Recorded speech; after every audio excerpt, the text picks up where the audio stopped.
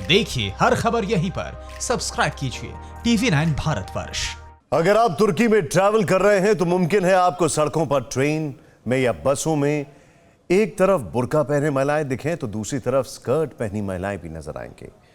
तुर्की को यह अजीम पहचान साल 1924 में मिली थी, जब महान विचारक और क्रांतिकारी नेता मुस्तफा कमाल पाशा ने ऑटोमन साम्राज्य के आखिर में, बल्कि आखिरी हिमायती को भी तुर्की से बाहर का रास्ता दिखा दिया था। लेकिन मुस्तफा कमाल पाशा की विरासत को तुर्की के मौजूदा राष्ट्रपति तैयब एर्दोगान ने अपने कट्टर इस्लामिक एजेंडे से डुबो दिया है। एर्दोगान की राजनीतिक चाल और जंगी कूटनीति ने तुर्की का बेड़ा गर्क कर दिया। आज तुर्की पूरी दुनिया में पाकिस्तान के बाद दूसरा भारत विरोधी अड्डा बन चुका है। और अब तो तुर्की ने अपने एक फैसले से पुतिन को भी नाराज कर दिया है। क्या है यह पूरा मामला, खुद देखें आप। रजब तैयब एर्दोगान, दुनिया में इनकी पहचान तुर्की के राष्ट्रपति की है, लेकिन अपने कट्टर इस्लामिक एजेंडे के चलते ये शख्स शी जिनपिंग के बाद दूसरा ग्लोबल विलेन बनने की राह पर चल पड़ा है। और इसकी एक नहीं कई वजहें हैं। ग्लोबल विलेन एर्दोगान, सबूत नंबर 1। तुर्की में एर्दोगान सरकार खिलाफत शुरू करने जा रही है। खिलाफत का मतलब है कि दुनिया भर के मुसलमानों का एक लीडर होगा, जिसे खलीफा कहते हैं।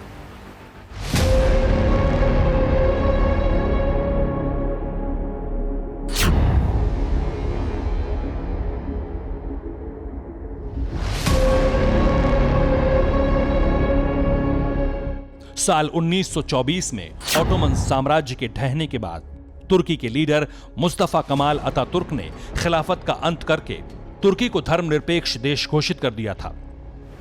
अंतिम ऑटोमन खलीफा को भी इस्तांबुल से भगा दिया गया था। लेकिन अब इस घटना के 96 साल बाद एर्दोगान के कट्टर इस्लामिक एजेंडे से एक और बवाल निकला है। ये ट्वीट देखिए, ये एर्दोगान सरकार के समर्थन वाली तुर्की के नामी मैगजीन गरसेक हयात का ट्वीट है। इसमें तुर्की के लोगों से अपील की गई है कि खिलाफत के लिए एकजुट हो जाओ। अगर अब नहीं होगा तो कब? अगर तुम नहीं तो कौन? वैसे हालिया दिनों में ISIS के सरगना और दुनिया के सबसे खूंखार आतंकी बगदादी के बाद खलीफा बनाने की आवाज तुर्की से उठ रही है। ये साफ संकेत है कि एर्दोगान की मंशा आखिर क्या है। और ये बात सुनकर आप चौंक जाएंगे कि एर्दोगान को सबक सिखाने का जिम्मा रूस ने ले लिया है। ग्लोबल विलेज एर्दोगान, सबूत नंबर 2। यह है तुर्की के इस्तांबुल में बना world famous museum Hagia Sophia.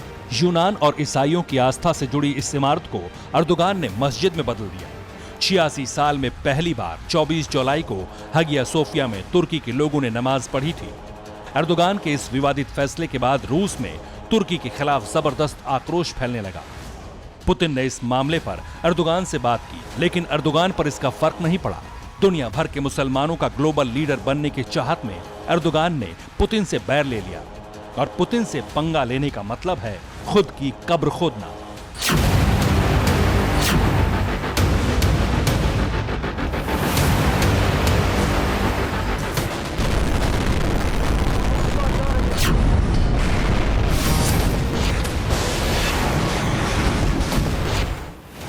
Global villain Erdogan, सबूत नंबर 3।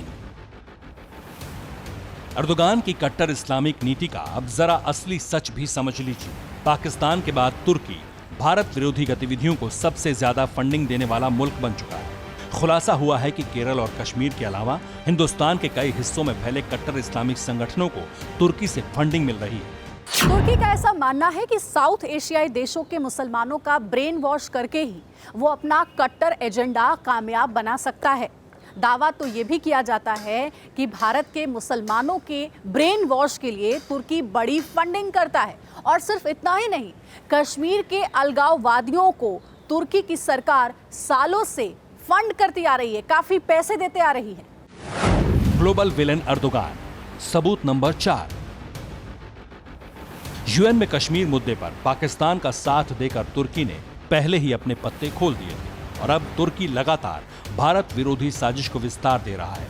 भगोड़ा मुस्लिम धर्मगुरु जाकिर नाइक भी तुर्की के कट्टर एजेंडे का पोस्टर बॉय है। सूत्रों के मुताबिक तुर्की पाकिस्तान के साथ मिलकर जाकिर नाइक को कतर के रास्ते से फंडिंग कर रहा है। 21वीं सदी की शुरुआत में ही पाकिस्तान की बदनाम खुफिया एजेंसी आईएसआई ने दुबई को अपना गढ़ बना लिया था। अब तुर्की पाकिस्तान का नया दुबई बन गया है, यानी कि तुर्की से अब भारत विरोधी एजेंडा चलता है और जरूरत है अर्दयान के इसी नेक्सस को तोड़ने की। एर्दोगान लीबिया में भी अपनी सेना को झोंके हुए हैं और सीरिया में भी जंग लड़ रहे हैं। तुर्की नाटो का भी सदस्य है। तुर्की की जंगी सनक मिडिल ईस्ट में भी दिख रही है और कट्टर धार्मिक एजेंडा साउथ एशिया में दिख रहा है। एर्दोगान का मुसलमानों का मसीहा बनने की ख्वाहिश तो कभी पूरी नहीं हो पाएगी, उल्टा तुर्की को इसकी बहुत बड़ी कीमत चुकानी पड़ सकती है। Bureau report, TV9 Bharatvarsh. News top 9 रोज सुबह 7 बजे और शाम 7 बजे सिर्फ TV9 भारतवर्ष पर।